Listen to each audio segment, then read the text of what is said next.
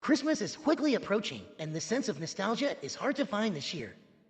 All the little ones we once knew are well into their young adulthood now and ready to start their own traditions.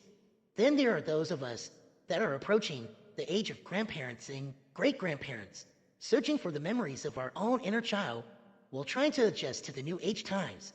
Here are a few ideas and commentary on other like minded people getting through this Christmas. I was 5 years old and I was terrified.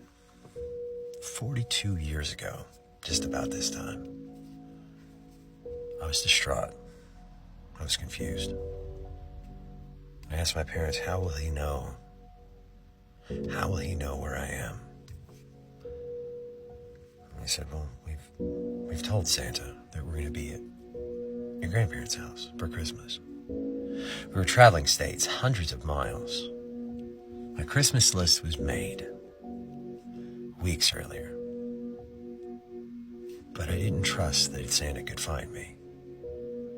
I was worried. We made the trip. We got to my grandparents' house a couple days early. And to stand in that yard today, the yard wasn't that big, but as a child it was giant and I would explore it. A couple acres, fenced, with a house next door. My parents peered out the window 2 days before Christmas, and they found me bundled up, staring through the chain link. The neighbor boys, one had a three-wheeler, and one had a 50cc Yamaha sun yellow motorcycle. And I watched them in amazement. I remember my father coming up to me and dragging me in to eat lunch. As soon as I was done, I went back to that chain link fence and I stared through it. My father came back out. He said, what are you doing? I said, the motorcycle. I like it. And I said, I know it's too late. I've already made my list. He pats me on the shoulder. He goes, yeah, you have. I said, maybe next year. And so, Christmas Eve, I sat at that chain link fence again. I stared at that boy on that 50cc yellow Yamaha motorcycle. And I went to bed that night, going over the list in my head that did not include that sun yellow 50cc Yamaha motorcycle. And I drifted off to sleep. And I woke at 3 a.m. And 5-year-old me stumbled down that hallway. I was afraid of the dark, but I could see the glow from the living room, that tree. And I turned the corner, and I see a 50cc yellow Yamaha motorcycle. It was not on my list. There was no way you could have known. But somehow it arrived. I woke the whole house and probably the neighbors too, screaming, he's real, he's real, he's real. And everyone piled in and they fired up a 50cc Yamaha in my grandparents' living room. And it wasn't until I was about 13 that I saw Santa's boots one day as I was sitting on the couch. They walked by me. They had holes in them. And Santa never complained. Santa never asked for anything for himself. His sleigh was most likely not made of wood or metal that year. I can almost guarantee you there was plastic involved. I never begrudged the magic. be the one day that I would get to be part of that magic for my kids. But I'll never forget staring through that chain link fence at the impossible thing and wondering if he's really real. He could show up. He's real, he's real.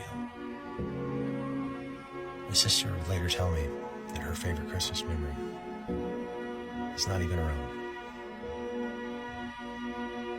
It was a yellow 50cc Yamaha motorcycle. Keep the magic alive. Y'all be forced for good. Y'all take care.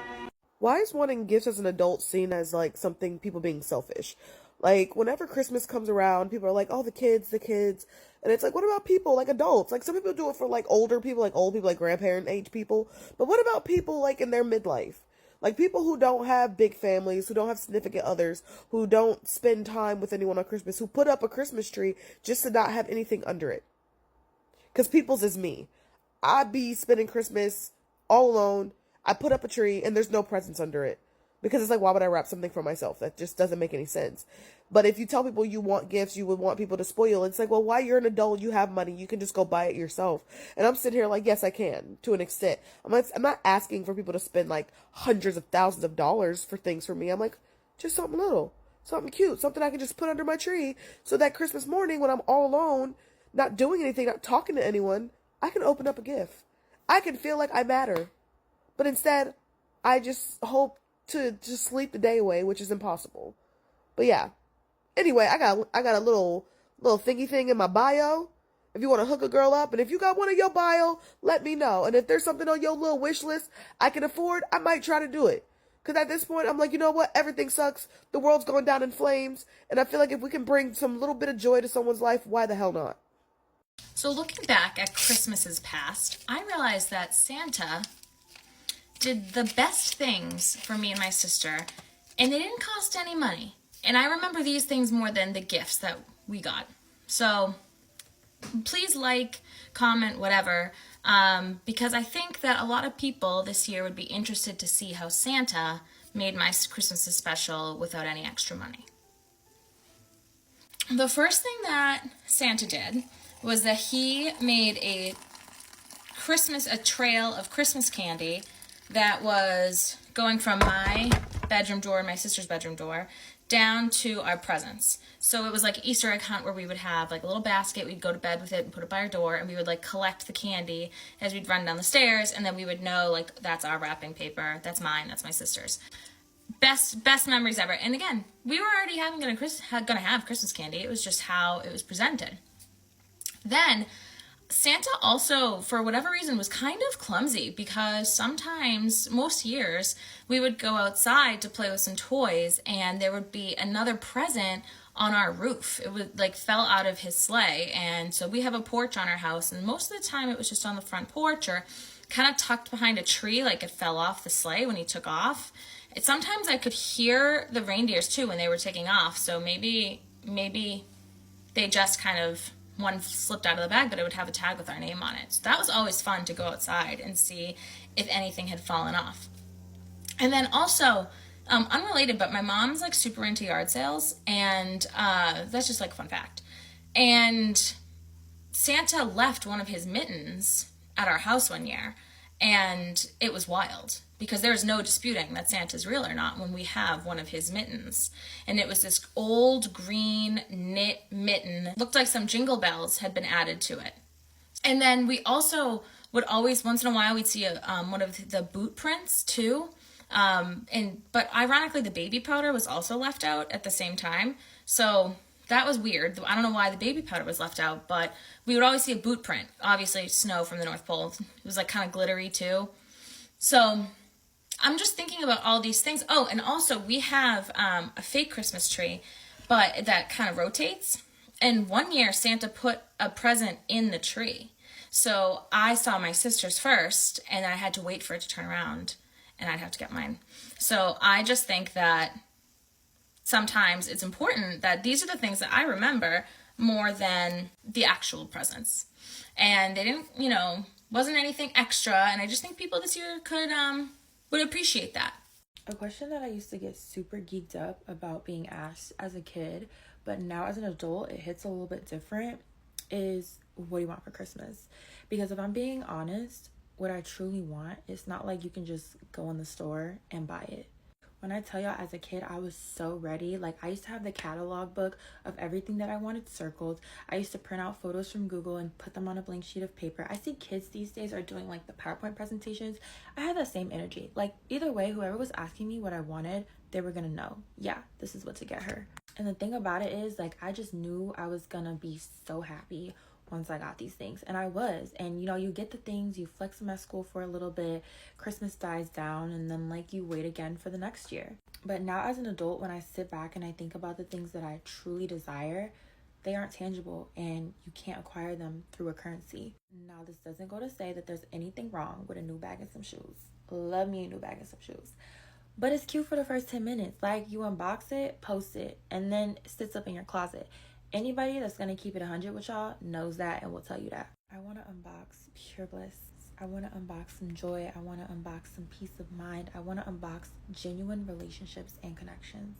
I want to unbox a career that I want to wake up to and do every single day. These are the things that I want. I ain't even mean to get fake deep like that on y'all for real, but it's a full circle moment once you realize they were right. Everything can't be bought.